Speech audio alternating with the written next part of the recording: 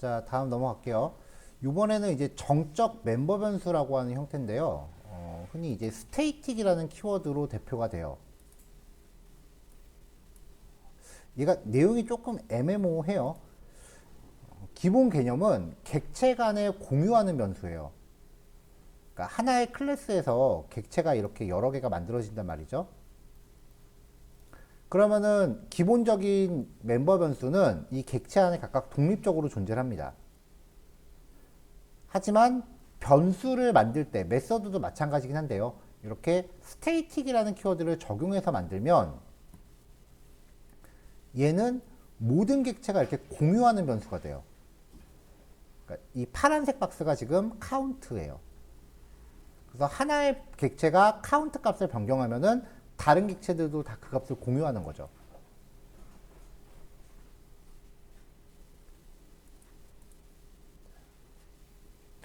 자, 그래서 이제 컨스트럭처 생성자에서 여기서는 이제 name이라는 멤버 변수 하나만 정의를 했고요.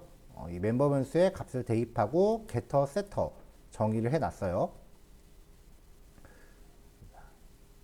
그 다음에 이제 count라는 변수가 있고요. static으로 정의되어 있습니다. 0이죠.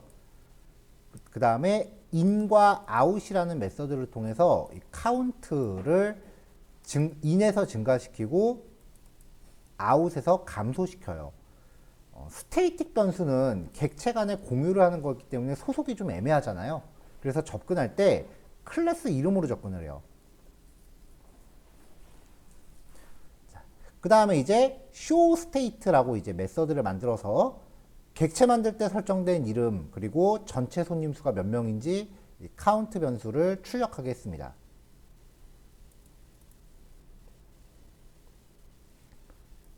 자, 여기다 디버깅 걸고요. 디버그를 한번 시작해 볼게요.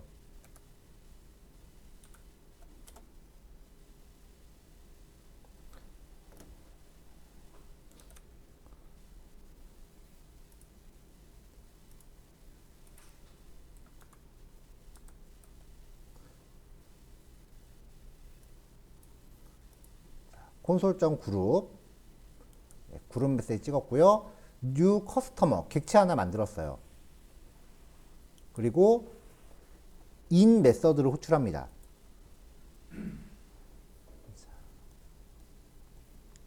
카운트 변수가 처음에 0이었어요. 그 다음에 C1이라는 객체가 만들어지면서 in이 실행되니까 여기가 플러스 1이 됐죠.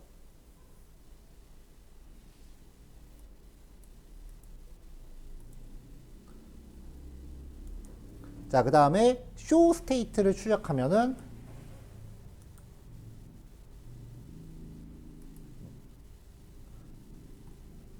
왜 출력문이 안 나오지? 자, 일단 지나가 볼게요. 손님 2가 만들어지고요. 그 다음에 in 여기서 in을 호출하면은 이제 하나가 더 증가하겠죠. 그리고 show state를 2개를 출력을 했어요.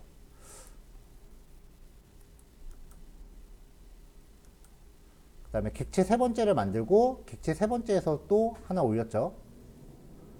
C2, C3까지 만들었고요. 그 다음에 show state를 이제 출력을 하면은 여기 출력문이 지금 표시가 안 되고 있는데 여기에서 나타나는 출력문에서 전부 다 카운트 값이 같은 값이 나올 거예요. 이따가 출력문을 따로 확인해 볼게요. 자, 그 다음에 C3에서 이제 아웃을 시켜요. 그리고 C2에서 또 아웃을 시켜요. 그러면 이게 하나씩 없어지는 거니까 이 세 개가 갖고 있는 카운트 값이 다 동시에 사라져요. 이렇게 하고 이제 마지막에 쇼 스테이트를 확인한 건데 지금 디버깅에서 출력문이 안 나오고 있으니까 일괄 실행으로 한번 해볼게요. 이제 한 번에 나오네요. 자, 글자가 좀 작으니까 네, 이렇게 붙여놓고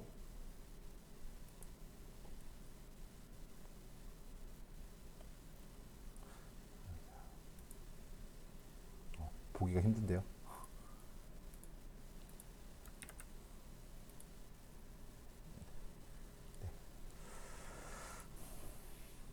자, 처음에 손님 원을 만들었어요. 얘가 손님 원이죠. 그러면서 이제 손님 원이 in 메서드로 호출해서 카운트 변수가 1 증가합니다. 그 다음에 손님 2를 만들면서 또 in 메서드로 호출했어요. 그래서 카운트가 또 1 증가했는데 이제 보면은 손님 1에 대한 카운트도 2고 손님 2에 대한 카운트도 2예요.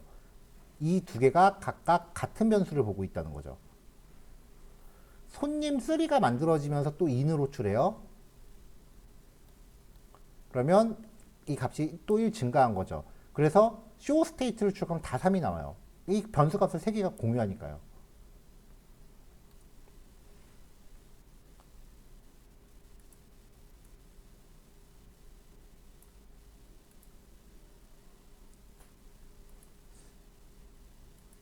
자, 그 다음에 이제 손님 2번과 손님 3번에서 아웃을 호출했어요.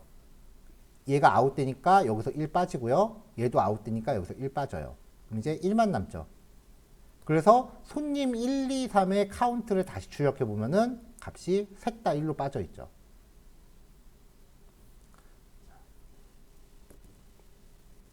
자, 이렇게 객체 간에 공유할 수 있는 기능을 만들기 위해서 스테이틱이라고 하는 게 쓰이는데요. 사실 기본적으로는 별로 그렇게 쓸 일이 그렇게 많지는 않아요.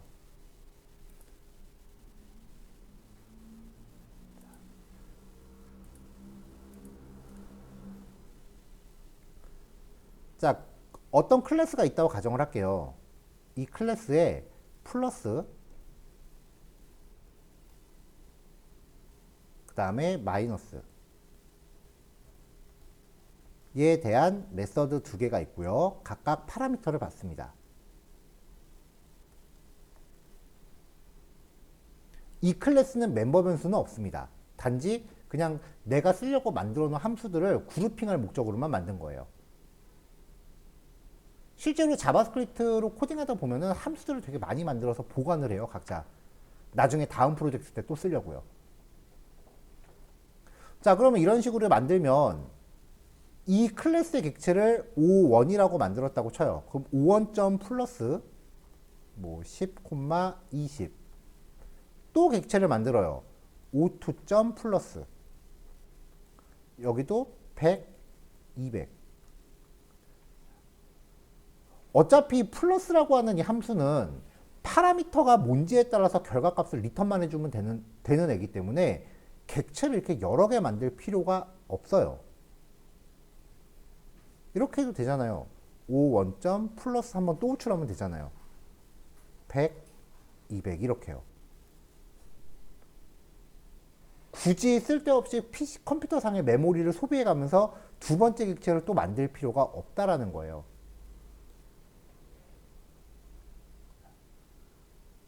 즉 평상시에 내가 자주 사용하는 이 공통기능의 함수들만 이런 식으로 그 모아놓는 역할의 클래스는 굳이 객체를 여러 개 만들 필요가 없다라는 거죠.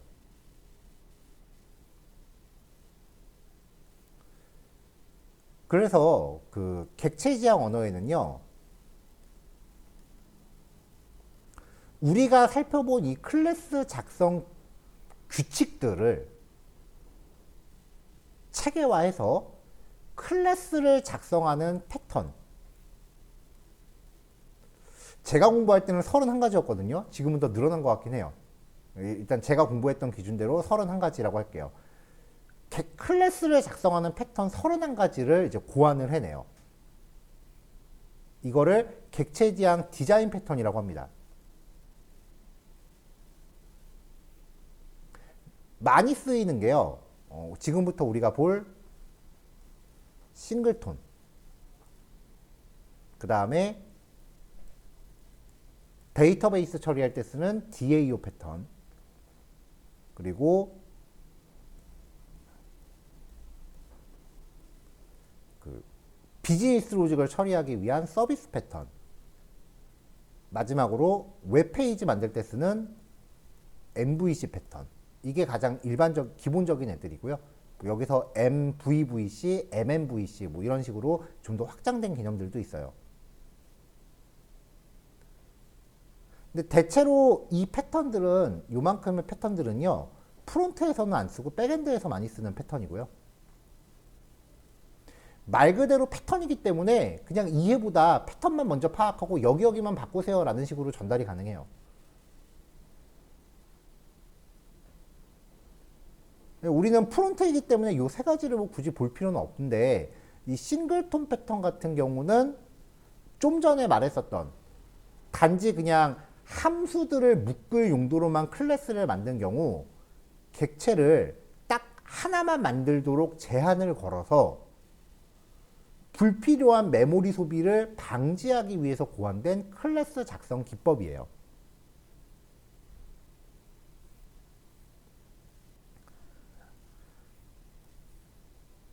아까 클래스가 있을 때 C1, O1이라고 객체를 만들건 O2라고 객체를 만들건 실제로는 단 하나의 객체만 생성해서 여기에 참조시킬 수 있게끔 하는 겁니다. 내가 객체를 아무리 여러 개를 선언을 해도 실제로는 단 하나가 돌려막기 하고 있는 거예요. 이게 싱글톤 패턴이에요. 그럼 얘를 이 단 하나의 객체를 과연 어디에다 선언하고 어디에다 저장하느냐를 봤더니 애매하거든요. 그러니까 이 단 하나의 객체를 딴 데다 선언하지 말고 클래스 내부에 선언하자는 거예요. 대신에 얘를 스테이틱으로 만들면 O1과 O2가 모두 얘를 공유하게 되는 거죠. 그래서 단 하나의 객체를 다른 애들이 이렇게 돌려막기 할 수 있게끔 만드는 게 싱글톤 패턴입니다. 자, 이거는 말 그대로 패턴이에요. 그러니까 일단은 코드 형식을 외우시는 게 중요해요.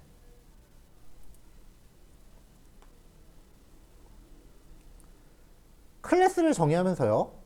스테이틱으로 프라이빗 변수를 하나 선언을 해요.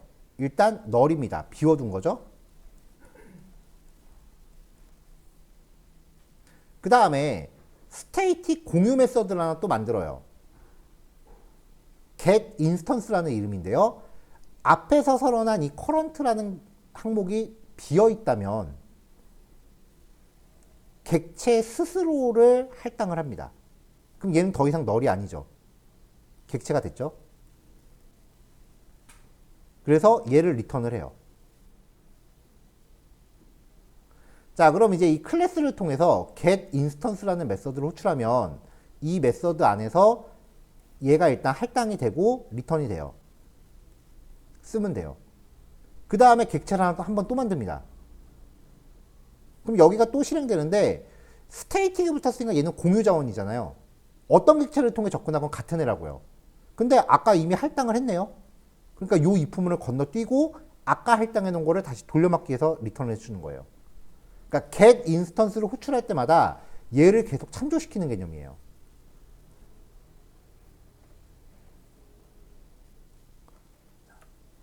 자, 이렇게 get instance라는 메서드를 만들어 놓고 플러스 마이너스 타임스 div 이렇게 4개의 메소드를 일반 메소드를 정의하면 이 메소드들은 얘한테 부여되는 거죠.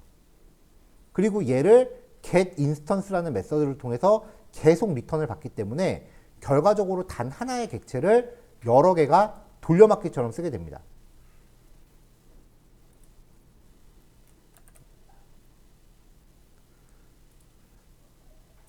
용도는 지금처럼 멤버 변수 없이 메서드만 갖는 클래스를 정의할 때 쓰시는 거고요. 패턴이기 때문에 그냥 요만큼의 코드 그대로 정의하시고요. 상황에 따라 클래스 이름만 바꾸시면 돼요. 이렇게요.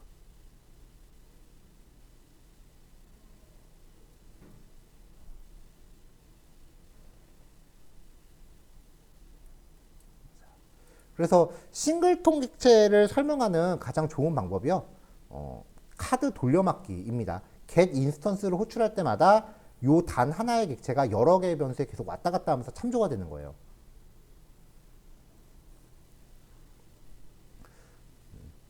예를 들면은 나중에 우리가 함수를 만들어야 되는 것 중에 그 입력값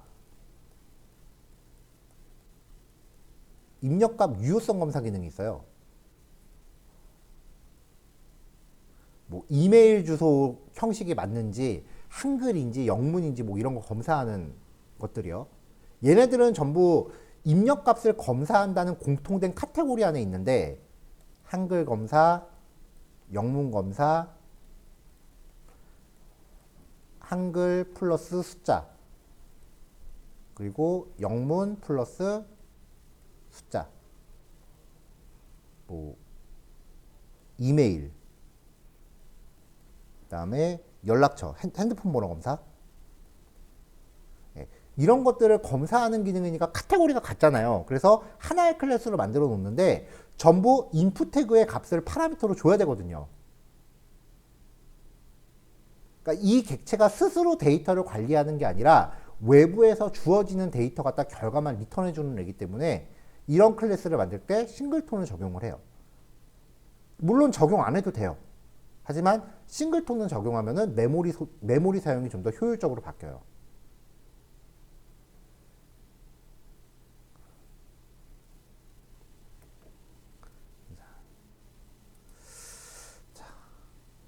그래서 get 인스턴스로 호출해서 얘가 갖고 있는 스테이틱 객체를 참조를 받아서 얘를 통해서 메서드 호출하시는 방법이 있고요. get 인스턴스를 아무리 여러 번 호출하더라도 C1과 C2는 실제적으로 이 안에 있는 커런트를 참조하는 거지 얘네가 각각 독립적인 객체가 되지는 않습니다. 그리고 get 인스턴스로 호출해서 C1에 담고 C1을 사용해서 플러스로 호출할 거면 이 C1을 제끼고 이렇게 한꺼번에 연결해서 사용하셔도 돼요. 그러면 여기까지에 만들어지는 리턴 값, 아까 커런트였죠? 그 커런트가 이 자리를 대체하니까 current.div로 직접 호출이 되는 거죠. 이런 식으로 메서드들을 이제 이어서 호출하는 거를 이제 메서드 체인이라고 합니다. 어떤 메서드가 객체를 리턴할 때 그 리턴되는 객체가 갖는 메서드를 연속적으로 호출하는 기법을 자바스크립트는 메서드 체인이라고 불러요.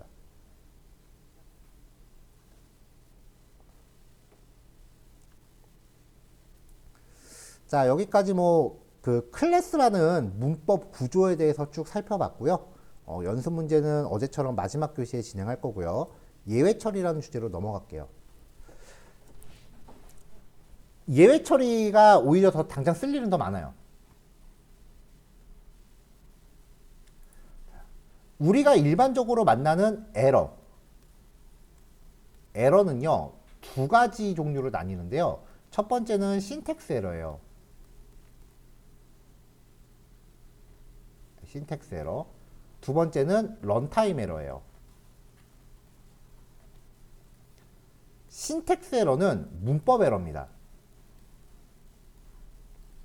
그러니까 자바스크립트 코드 작성 규칙을 지키지 않은 거기 때문에 신텍스 에러는 발생하면 실행조차 못 해봐요. 그러니까 이거는 어떻게든 고칠 수밖에 없어요. 근데 런타임 에러는요 논리적 오류예요.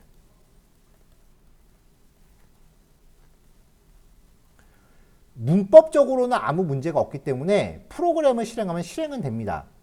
근데 동작하는 과정에서 뭔가 예측하지 못한 논리적 오류를 만났을 때 그때 발생하는 에러예요. 그래서 런타임 에러를 만나면 프로그램이 비정상 종료를 해요.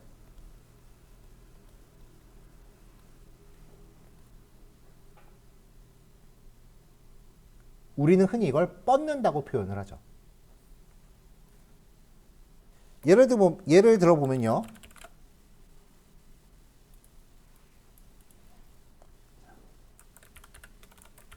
콘스트 숫자 값이 하나 있다고 칠게요. 사용자 입력 값이에요. 그래서 배열을 만들 건데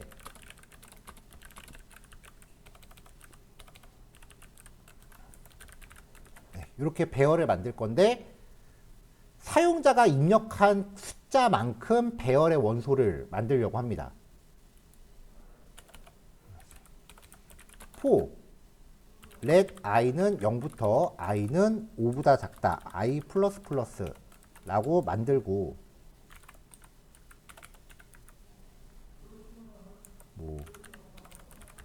콘솔.log의 데이터에 i번째를 출력해라 라고 하면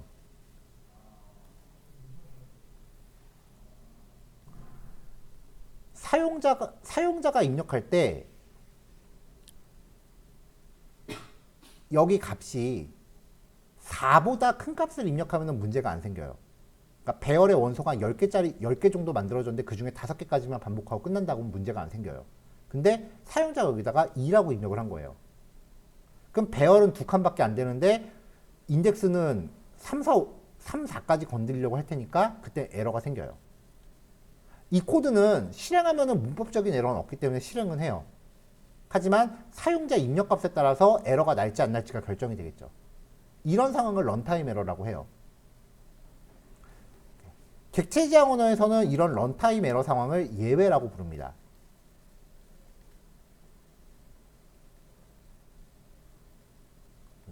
그래서 이제 이런 경우는 사실 개발자가 if문으로 얼마든지 처리할 수가 있어요.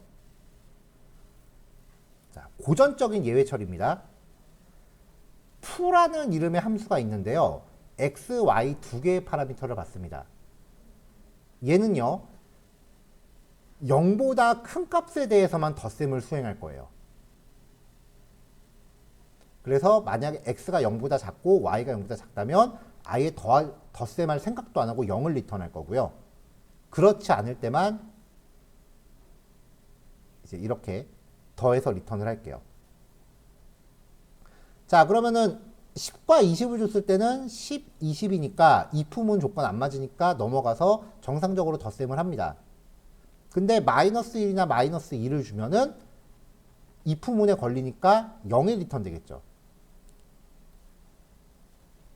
그러니까 지금 이 함수 입장에서는 0을 리턴한 상황은 정상적인 상황이 아닌 거예요. 그래서 리턴 값에 따라서 리턴 값이 0이면 예외 상황으로 간주하고 그렇지 않으면 정상 상황으로 간주하는 거죠. if문으로 뭔가 검사를 해서 리턴 값에 어떤 상황을 부여하는 거예요. 이게 고전적인 예외 처리예요.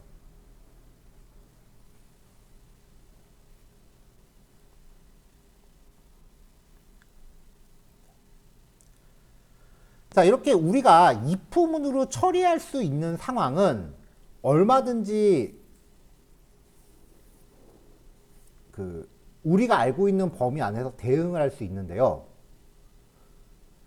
우리 책임이 아닌 경우도 가끔 생겨요. 예를 들면 네트워크 통신 기능을 구현했어요. 통신 기능을 막 동작시키려고 하는 순간 랜선을 확 뽑아버렸다. 그럼 통신이 작동 안 하겠죠. 파일을 복사하라 그랬어요. 그래서 파일을 USB에 복사를 하려고 하는데 USB 확 뽑았다. 내지는 USB에 저장 용량이 없다. 그거 누구 책임? 개발자 책임이에요. 그거 다 대응을 해야 돼요. 한번 생각을 해보세요. 여러분들이 USB에 파일을 복사했는데 공간이 모자라요. 컴퓨터가 뻗나요? 아니면 저장 공간이 부족하다고 메시지 뜨나요? 당연히 메시지 뜨겠죠. 모든 상황은 개발자 책임이에요. 스마트폰으로 내가 뭔가 앱을 쓰고 있었는데 와이파이가 끊겼단 말이에요. 그러면 네트워크 상태를 점검하세요라고 메시지가 뜨나요? 아니면 핸드폰이 벽돌이 되나요? 당연히 메시지 뜨죠. 개발자가 그 상황을 다 체크한다는 얘기예요. 여러분 책임이에요, 다. 사용자가 아무리 이상한 짓을 해도 여러분 책임이에요.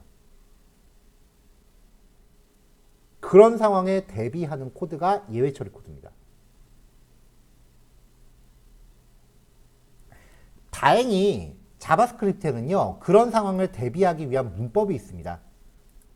자, 좀 전에 이제 신텍스 에러와 런타임 에러에 대해서 얘기를 해드렸어요. 자, 기본적인 에러 핸들링이에요. 데이터가 1, 2, 3까지만 있어요. 배열 탐색을 시작을 할게요. 자, 여기 아까 말씀드린 것처럼 이런 식으로 반복의 범위를 10가지를 잡았어요. 자바스크립트는 이 상태에서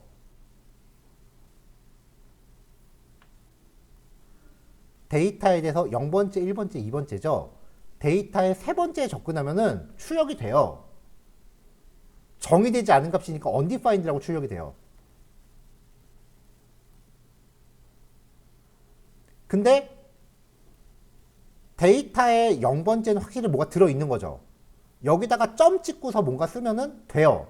존재하는 거니까. 근데 undefined한테 점 찍고서 뭔가 메서드를 호출하면 존재하지 않는 거에 대한 메서드를 호출하기 때문에 이건 확실히 에러가 나요. 이 상황은. 숫자 값에 대해서 toFixed라고 하는 메서드는요. 소수점 자릿수를 픽스 짓는 기능입니다.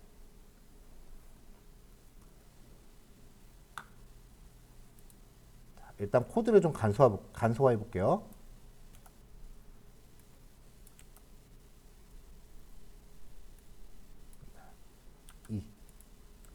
자, 이렇게 돼 있을 때 요 세 개에 대해서 toFixed를 출력하면은 소수점 둘째 자리까지 제한한 거기 때문에 1.0, 2.0 이렇게 떠요. 근데 5까지를 하면 자, 0번째, 1번째, 2번째, 세 번째는 없으니까 존재하지 않는 항목에 대해서 메서드를 호출했기 때문에 cannot read property of undefined. undefined에 대한 프로퍼티를 읽을 수 없대요. 뭐를 읽으려고 했냐? toFixed를 읽으려고 했대요. 이러면서 에러가 뜹니다.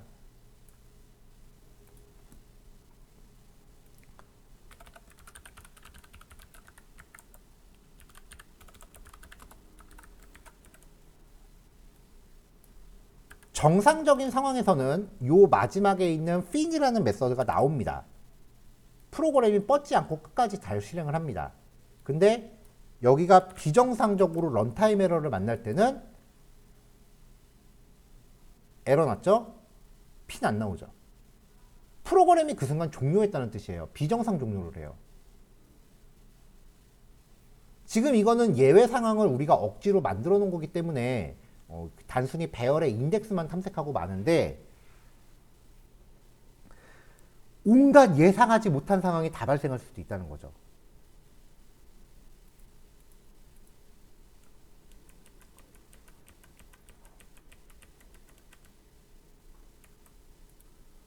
프론트가 겪을 수 있는 상황 중에 가장 대표적인 케이스가 뭐냐면은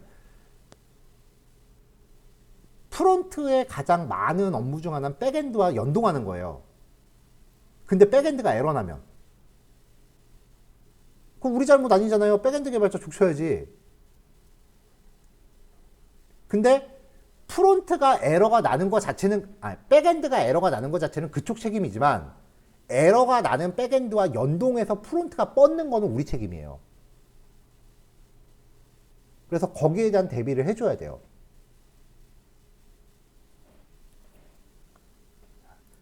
에러가 발생했는데 내가 if 문으로 감당할 수 없을 것 같은 상황이 발생한다. 그런 상황이 예측되는 코드를요. try 블록으로 감쌉니다. try는요. 항상 catch라는 블록과 한 쌍입니다. 그러면 try 블록을 실행하다가 이 안에서 만약에 런타임 에러가 발생했다. 그러면 나머지 블록 실행을 안 하고 catch로 건너뜁니다.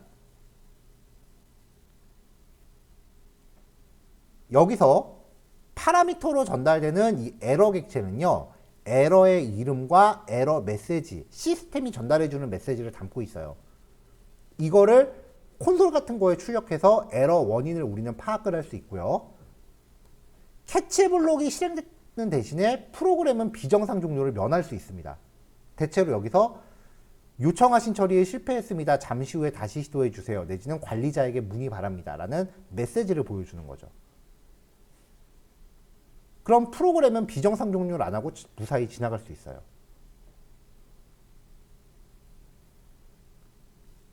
마지막으로 파이널리 블록은요. 필요 없으면 안 넣으셔도 돼요. 에러 발생 여부에 상관없이 무조건 실행합니다. 그래서 정상 상황에서는 트라이가 끝까지 실행하고 파이널리로 건너뛰어요. 비정상 상황에서는 트라이를 하다가 에러가 났다. 캐치로 뛰어요. 여기서 실행하고 파이널리로 가요. 대체로 트라이 하기 전에 로딩바 표시, 여기서 백엔드 연동, 문제가 생기면 사용자한테 알림 메시지, 에러가 나거나 안 나거나 로딩바는 닫아줘야 되니까 파이널리에서 로딩바 닫기. 프론트에서 쓰는 트라이 캐치 파이널리 유형은 거의 요거밖에 안 나오더라고요.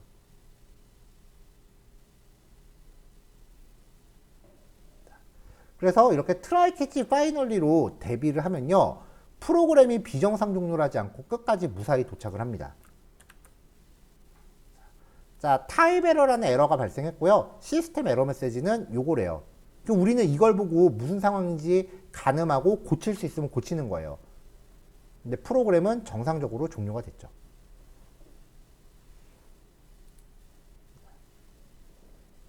자, 이게 트라이 캐치라고 하는 문법이고요. 대부분 이제 백엔드랑 연동할 때 많이 쓰는 거다라고 말씀을 드렸어요. 자, 이거 이제 예외 혹은 에러를 처리하는 문법적인 부분이고요.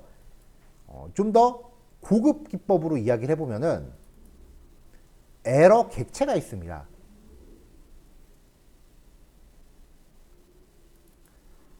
자바스크립트 안에 내장되어 있는 에러 객체예요. 클래스예요. 이 객체를 만들면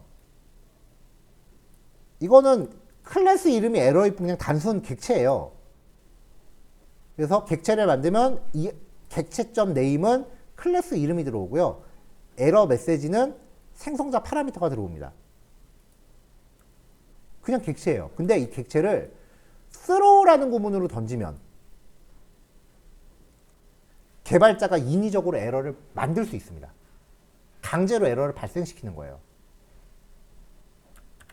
실제로 여기서 에러 나요. 이렇게 에러 나고 프로그램 종료는 출력이 안 됐어요. 아예 편집기 자체가 여기서 프로그램이 종료될 거를 예상하고 밑에를 이렇게 비활성화 시켜놨죠.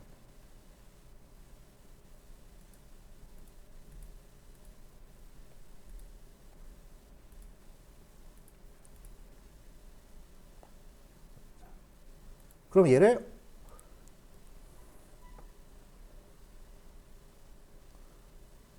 어떤 식으로 사용을 하느냐? 에러 객체를 만든 다음에 throw를 통해서 에러를 강제로 발생을 시키면 이것도 에러가 발생한 거잖아요. 그래서 try문 안에 감싸면은 여기서 에러가 발생하니까 강제로 캐치로 뜁니다. 요 자체가 강제로 에러를 발생시킨 거고 트라이 블록 안에 있으니까 강제로 캐치로 뜁니다. 프로그램의 흐름을 강제로 워프시킬 수 있다는 얘기예요. 이거를 접목하면은 아까 우리가 맨 처음에 구현했었던 이 고전적인 예외 처리 이거를 약간 모던하게 바꿀 수 있어요.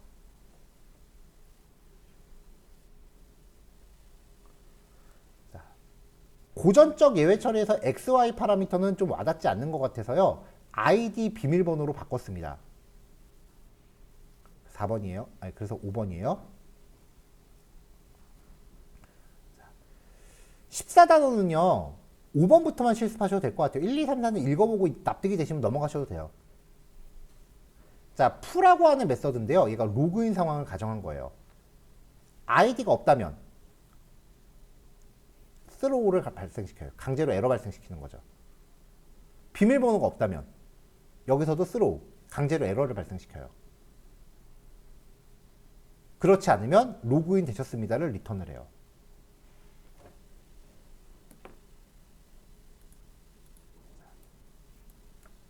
자, 고전적인 에러 처리였다면은 ID가 없을 경우에 return -1, 비밀번호가 없을 경우에 return -2 이런 식으로 해서 console.log fu ID 없고 비밀번호 있다. 이렇게 하면 마이너스 1리턴 돼요.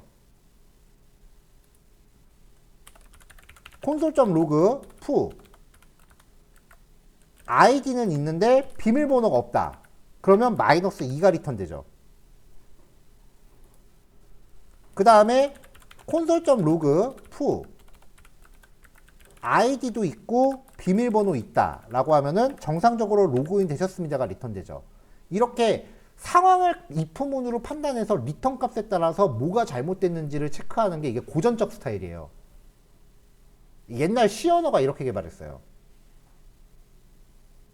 근데 요즘 스타일은요, 마음에 안 들면 그냥 강제로 거기서 에러 발생시키는 거예요. 스로우를 해서.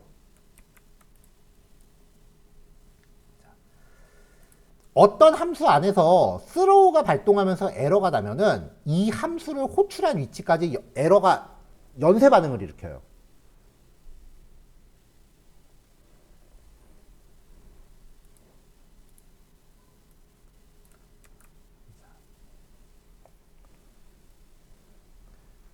자, 이렇게 호출했다고 칠게요. 그러면 아이디가 없죠? 트라이 안에서 실행했어요. 아이디가 지금 없어요. 그러면 이 함수가 실행되면서 이 if문에 걸려요. 그럼 여기서 throug에서 에러를 만들 거 아니에요. 그럼 여기는 이미 뻗었어요. 에러 났으니까. 종료됐어요. 근데 에러가 이 함수를 호출한 데까지 연쇄 반응을 일으켜요. 여기도 에러가 돼요. 근데 트라이 안에 감싸있죠. 그럼 캐치로 뛰는 거예요. 이러면서 에러 객체, 여기서 new 에러라고 만든 이 객체가 캐치로 들어옵니다. 그래서 er날.name은 에러가 되는 거고요. er날.message는 id를 입력하세요가 되는 거예요. if문이 아니고 뭔가 마음에 안 드는 상황이 발생했을 때 if문으로 처리하는 게 아니라 이런 식으로 에러를 강제로 발생시키고 트라이 캐치문으로 프로그램의 흐름을 이동시킵니다. 이게 요즘 스타일이에요.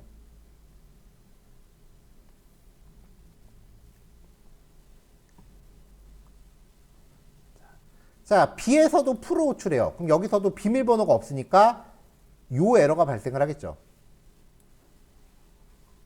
그래서 여기서는 비밀번호를 입력하세요라고 나올 거예요. 그리고 A와 B에는 리턴되는 게 없겠죠. 만약에 이 A를 여기서 선언했다면 이게 없고요. 그러면 로그인 결과는 트라이 블록이 끝나면 사라집니다. 왜냐하면 변수의 유효성 범위가 여기에서 끝나니까요. 그래서 트라이문 안에서 뭔가 리턴을 받았다라고 하면 정상적인 상황에서 얘가 로그인 결과를 리턴을 할 거 아니에요. 그거를 트라이 캐치 바깥에서도 활용을 해야 되기 때문에 트라이에서 할당하는 객체는 보통 밖에서 선언을 해요. 그래야 유효 범위가 여기서도 먹히고 여기서도 먹히니까요.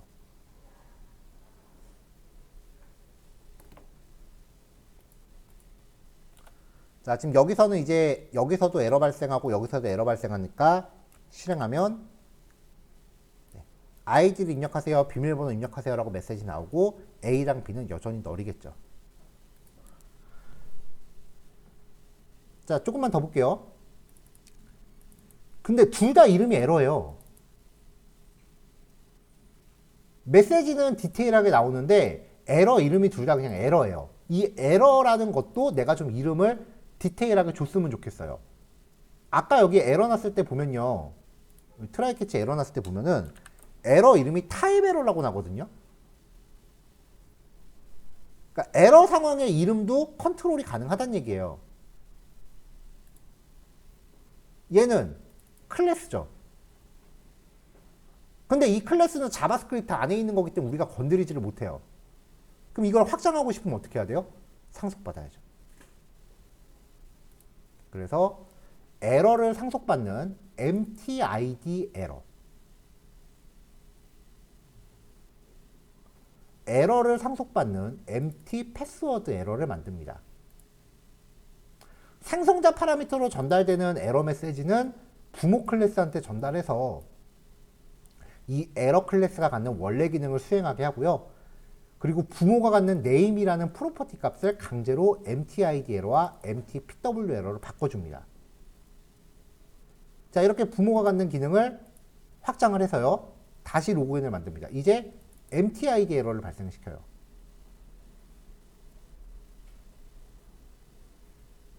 그럼 얘는 아래쪽 캐치로 들어왔을 때 name이 empty-id 에러라고 뜨겠죠. 왜냐하면 생성자에서 확장을 했으니까요. 여기서 empty-pw 에러를 발생시켜요.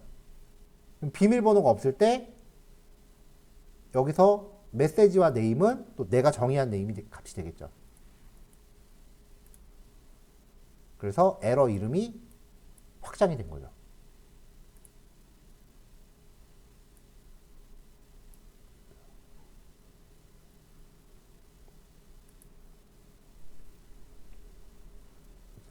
자, 여기까지가 이제 예외 처리라고 하는 방법이에요.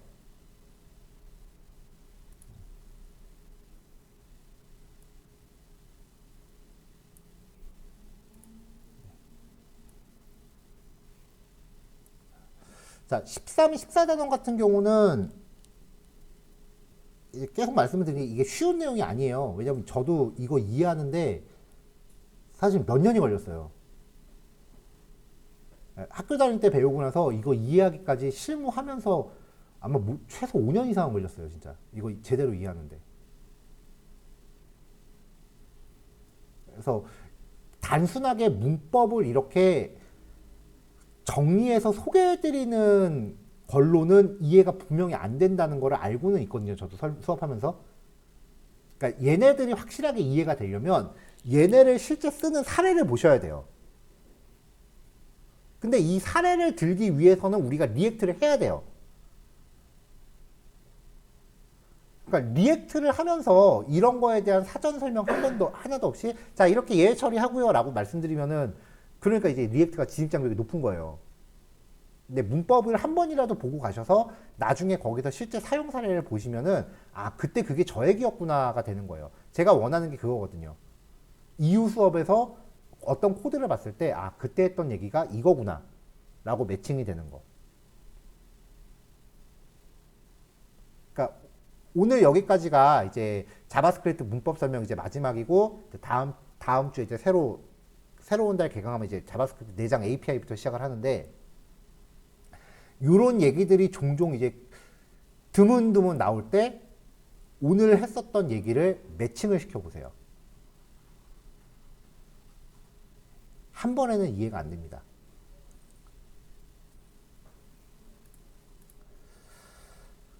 자, 5시네요. 요거 진행하시고요. 그 다음에 클래스하고 객체 쪽에 여기 PDF 교환 보시면은